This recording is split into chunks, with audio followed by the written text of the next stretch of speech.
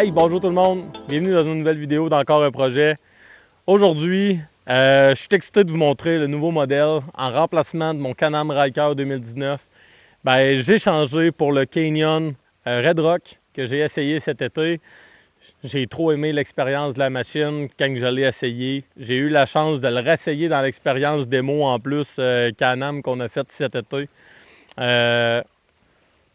J'avais pas le choix. Regardez, je voulais explorer encore plus loin. Je voulais aller plus loin. Puis avec mon Ryker, j'étais rendu limité. J'avais modifié la suspension arrière pour essayer d'avoir plus de confort. J'avais changé la selle dessus pour mettre un Ultimate Seat. J'étais rendu avec un système de bagagerie pour apporter mon matériel vidéo. En plus, mettre des vêtements parce qu'on s'habille en plure d'oignon beaucoup c'est en site. Là, on tombe l'automne, l'été, on s'habille différemment. On part, il fait froid. Après ça, on de changer parce qu'il fait trop chaud. Fait que là, je commençais à être limité avec le poids en arrière, avec la machine. J'aurais même pas pu descendre d'ici aujourd'hui avec le Ryker. D'après moi, j'aurais frotté en descendant, puis en montant, pour moi, j'aurais peut-être eu de la misère. Là. Mais avec le Canyon, il s'est rien passé. Ça a super bien descendu comme un 4 roues, quasiment à la limite. Là. Fait j'ai été capable de venir sur le bord de la petite rivière ici pour vous faire la vidéo. Regardez, la machine, là, j'ai acheté le gros modèle comme ça parce que le modèle XT, je trouvais que la suspension de base, on va en parler tout de suite, là, la suspension en avant de base pas ajustable, je trouve que ça n'a pas sa place sur un modèle milieu de gamme à 36 000.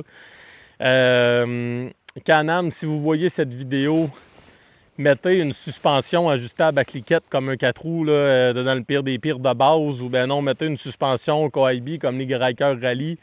Parce que pas une suspension sur une machine Adventure typée hors route, une suspension avant qui n'est pas ajustable, je trouve pas ça concevable ben. Surtout, tu sais, là, aujourd'hui, ça va super bien. Le Smart Shock, je suis capable de l'adapter.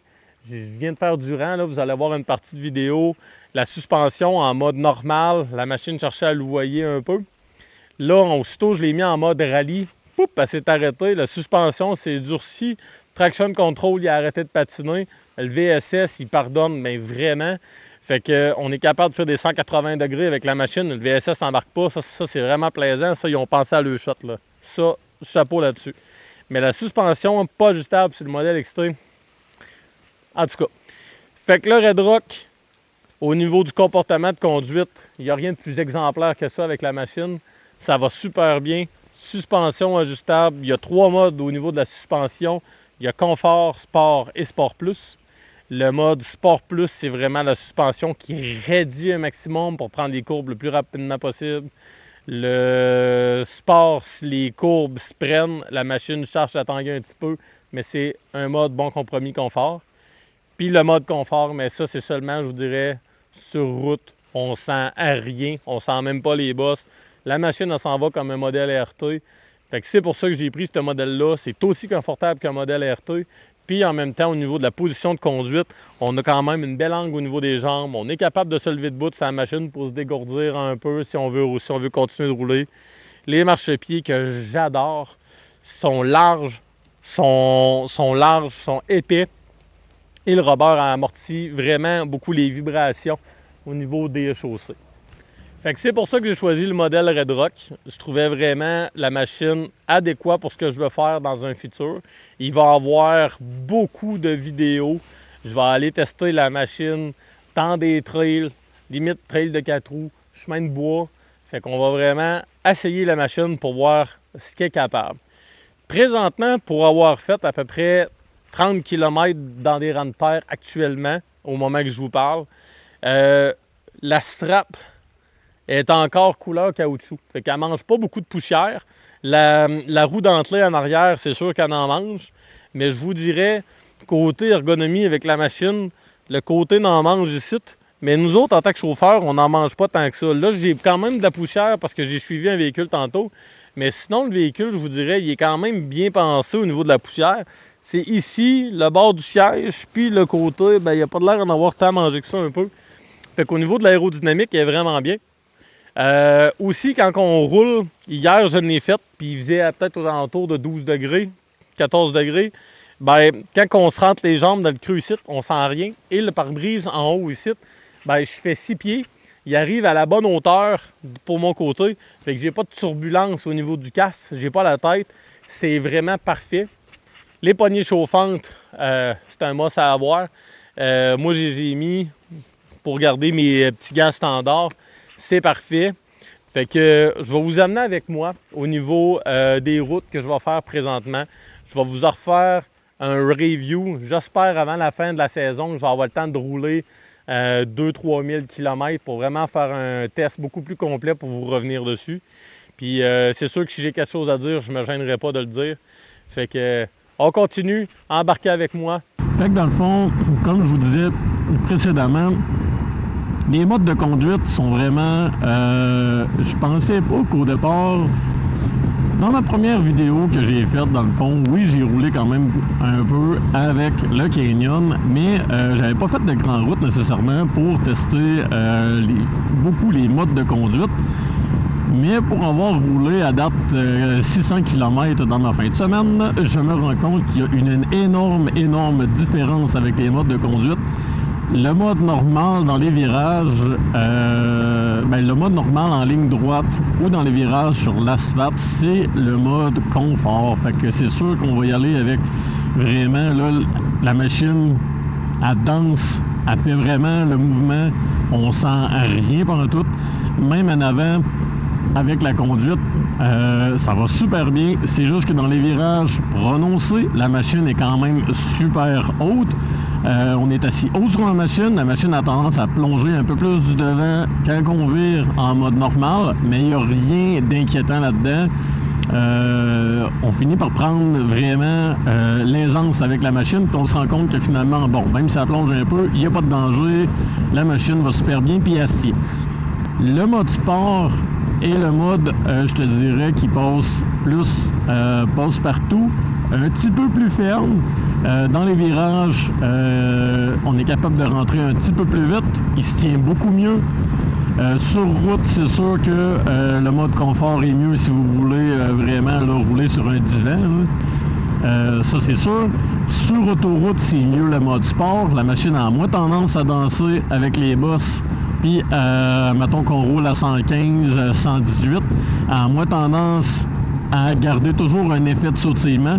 Le mode sport le tient et on va chercher quand même un très bon niveau de confort. Le mode sport plus, ça c'est là qu'on arrive vraiment au mode le plus, je te dirais, hard avec la machine. Le mode sport plus, c'est vraiment là qui réduit les suspensions à son maximum. Comportement routier, c'est sûr que la machine est beaucoup plus raide, beaucoup plus stiff. Power steering, ils le mettent à medium pour vraiment aller chercher un petit peu plus raide au niveau de la conduite, fait que ça pardonne un peu plus. C'est sûr que la machine cogne beaucoup plus, fait que pour avoir du confort avec la mode Sport Plus, je pourrais vous dire quasiment oubliez ça, à moins que c'est de la belle asphalte comme aujourd'hui qu'on roule droit. Sinon, je pourrais vous dire le Sport Plus, c'est le fun, on prend les courbes encore plus rapidement, c'est sûr que le mode normal, parce que le devant, il ne cherche pas à plonger. Là, présentement, je suis en mode normal. Et ça va super bien, c'est super confortable, on roule vraiment 90, la machine adore à 2900 tours. À 100 km/h, la machine va virer 3200 tours et c'est vraiment pas des modes qui sont un RPM avec une sonorité qui est tannante parce qu'au contraire, le son du moteur est tellement beau. Le 3 cylindres, il est doux, il est pas trop bruyant en même temps, fait que tu sais, c'est une machine de plaisance. C'est sûr que si vous voulez un peu plus, il y a toujours l'option de l'exhaust Akrapovic que moi de mon côté je ne mettrai pas parce que je trouve que c'est amplement suffisant comme sonorité comme ça. Puis moi, si j'explore plus avec la machine, mais je veux pas déranger les gens parce qu'il y a quand même quelques endroits, oui c'est des terres publiques, mais il y a quand même des terrains privés avec l'autorisation demandée bien sûr. Et c'est sûr que je veux pas déranger les gens s'ils vont sur leur terre privée en ce moment-là, fait que c'est plus facile. Pour l'autre chose, au niveau du throttle réponse, c'est sûr que le mode normal, le throttle réponse est en mode éco, fait que dans le fond, il est beaucoup plus long au niveau de l'agissement du throttle, beaucoup plus linéaire, moins brut en son ensemble. Quand on pense au mode sport, là, c'est sûr qu'il met le throttle réponse en mode normal Je vous dirais que la machine, le mode normal du throttle est vraiment le fun. La meilleure réponse au niveau de la machine. Je pense pas que ça change quelque chose au niveau des vitesses parce que j'ai pas trouvé que le changement était plus rapide ou des choses comme ça. Fait que je pense vraiment que ça change plus avec le power steering qui s'adapte selon les modes de conduite et justement le throttle réponse. Mais je vous dirais que c'est pas mal ça. Puis après ça, au niveau de la consommation de carburant. Bon, moi je vous dirais que ça va dépendre vraiment de ce que vous faites avec la machine. Parce que là, actuellement, c'est sûr que j'ai décollé tantôt, j'étais à 6.2. Fait quand même super économique présentement, mais c'est sûr que je roule du 90, 100, 70 dans des villages. Fait que tu sais, c'est sûr que je suis en mode économe.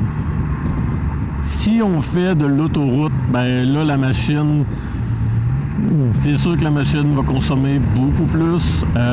Dépasser, je vous dirais, 112-115 km/h, la machine commence vraiment à augmenter sa consommation vraiment drastique. Fait qu'on tombe vraiment aux alentours de 8-9 litres au 100. Mais la tank de 27 litres dedans me donne quand même aux alentours de 300 km d'autonomie. À 260 km, il me reste 10 litres dans ma tank. Fait que je serais capable de monter à 300 facilement en restant délicat comme là, finalement, avec des vitesses réduites puis dans la limite du raisonnable.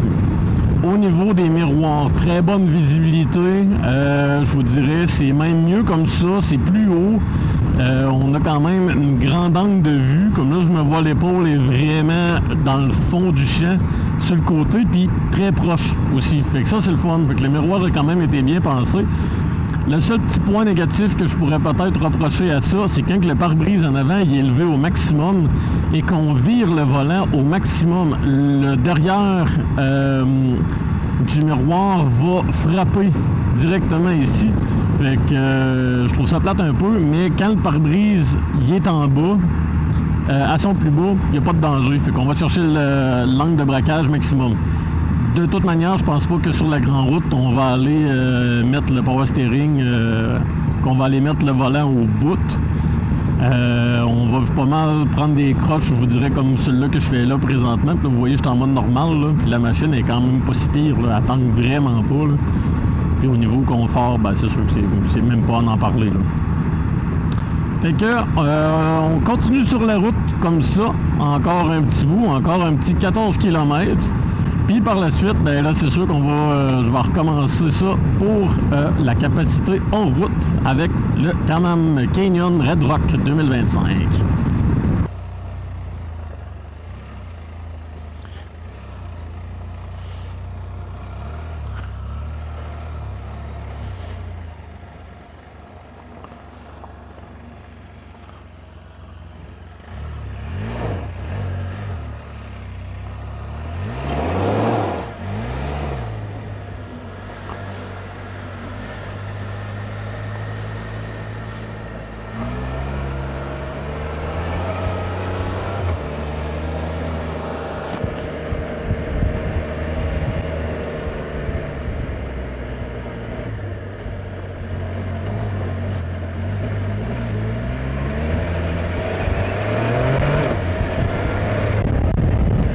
La machine elle a en masse de power, c'est vraiment pas une limite, c'est vraiment pas une limitation en termes de HP. Le 115 HP du 1330 est vraiment efficace. C'est torqueux à bas régime, c'est sûr que la pleine capacité de la plage torque est à 5000 tours. Le guirage est quand même super bon également. Peut-être, en tout cas, je serais curieux de l'essayer avec la gear du F3S, ça ralentirait un peu la première vitesse.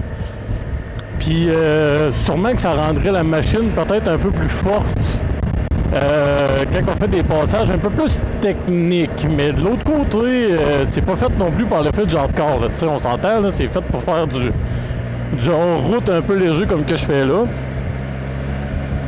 Puis là, c'est sûr que je vais pas trop vite parce que quand même... bon Dieu Seigneur! Hey, ça, c'était des trous, mon homme!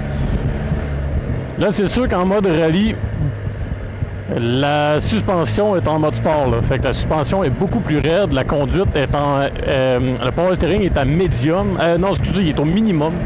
Fait que le steering est vraiment raide. pour vraiment être capable de ressentir beaucoup plus le feeling de la machine.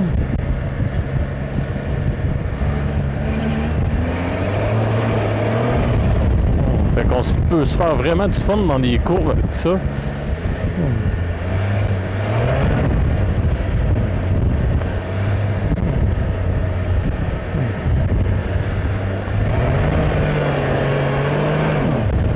On voit que le VSS embarque.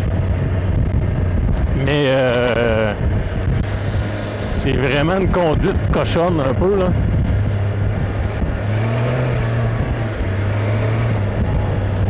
Mais tu sais, regardez le jus de la machine. Tu sais, il y en a assez pour se faire du fun en hors-route. Il y en a assez pour se faire du fun en masse sur route. Puis, tu sais, comme j'ai dit, comme je vais dire plutôt, faut faire attention. L'automne comme ça, là, c'est le temps de la chasse est commencé. Dans des rangs comme ça, il y a des bébites qui peuvent sortir, comme on dit. Là, il y a des orignales, des chevreuils, il y a des enfants d'un qui peuvent sortir. Il y a du monde aussi qui s'énerve. Fait que c'est pour ça que dans les courbes, moi que j'ai pas une grosse visibilité, je fais très attention là. Fait que là, présentement, je vais être rendu à peu près 25-30 km de rouler en rang de terre. La machine est super agréable, même en mode rallye, je pourrais vous dire, parce que la suspension est vraiment raide. Mais c'est ça que ça prend. Mais je vais peut-être l'essayer. Je vais le mettre en mode custom. Mon custom à moi, power steering au bout, traction control actif, suspension à sport, puis c'est pas mal ça. Ah, puis throttle réponse à normal, fait que dans le fond, le mode plus avancé.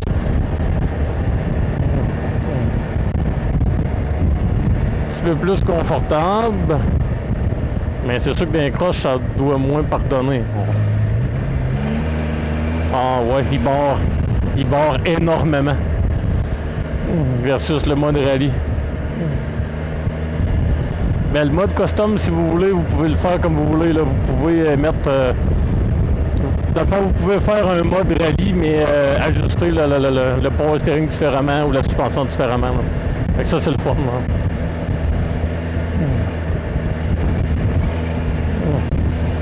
Fait que là, je vais le remettre en mode rallye. J'aime bien ça. Function control puis tout ça.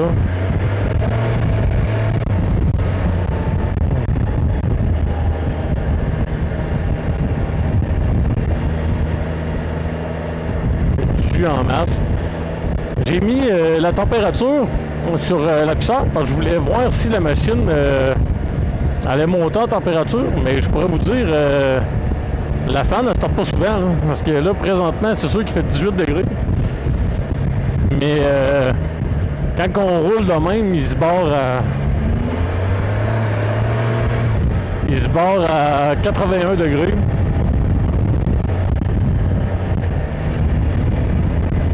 Pas monter plus.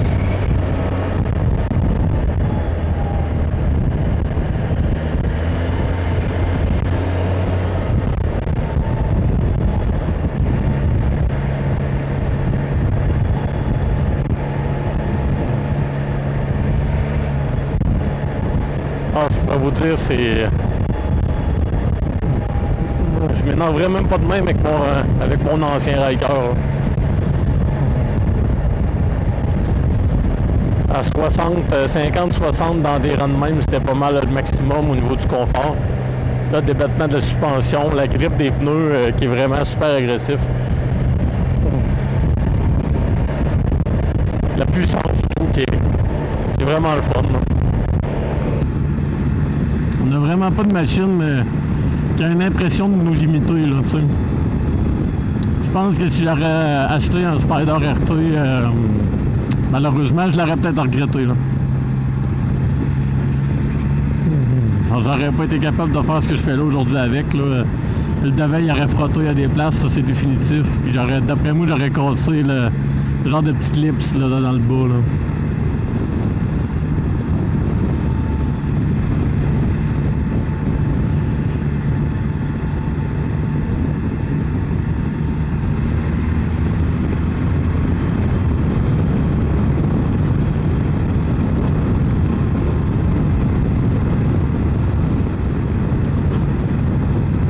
va conclure la vidéo sur ce beau paysage. C'était vraiment une vidéo peut-être plus typée hors route rentre terre. C'est sûr que je vais faire une vidéo sur route pour vraiment vous montrer dans le fond comment que la machine est au niveau du comportement routier.